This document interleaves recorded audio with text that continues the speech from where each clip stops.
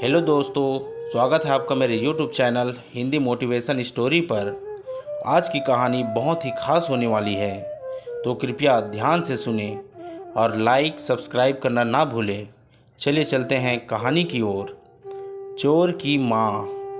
एक युवक को बहुत बड़ी चोरी के एक दुस्साहस के अपराध में पकड़ा गया था और इसके लिए उसे फांसी की सज़ा दी गई थी।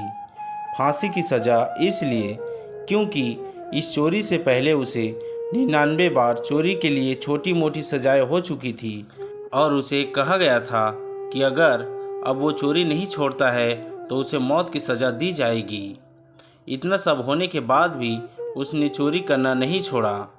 ये उसकी 100वीं चोरी थी जिसमें वो रंगे हाथों पकड़ा गया था और उसे दी गई वार्निंग के हिसाब से उसे सज़ा दी जा रही थी। मरने से पहले जब चोर से उसकी आखिरी इच्छा पूछी गई तब उसने अपनी माँ को देखने की इच्छा व्यक्त की और उसे फांसी देने से पहले उसके साथ बात करने की इच्छा व्यक्त की। निश्चित रूप से उसकी आखिरी इच्छा पूरी की गई। जब उसकी माँ उसके पास आई तो उसने कहा, मैं तुम्हारे कान में कुछ बताना चाहता हूँ। और जब उसकी माँ ने अपना कान उसके पास लाया तो उसने लगभग उसे काट दिया।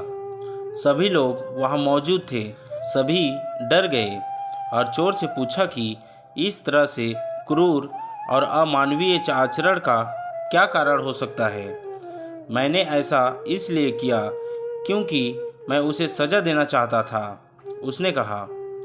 आज मेरी जो भी हालत है उसके लिए जितना मैं जिम्मेदार हूँ उतनी ही मेरी माँ। मैं छोटा था तो मैंने छोटी छोटी चीज़ें चुराना शुरू किया और उन्हें माँ के पास ले आया।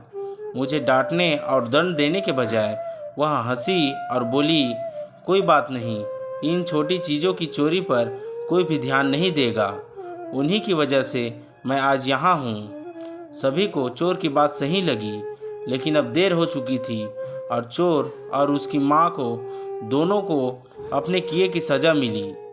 कहानी की सीख। बच्चे आगे जाकर क्या बनेंगे यह उनके बचपन से ही हो जाता है। बच्चों को अच्छे बुरे का फ़र्क समझाना माता पिता और गुरु का परम कर्तव्य होता है।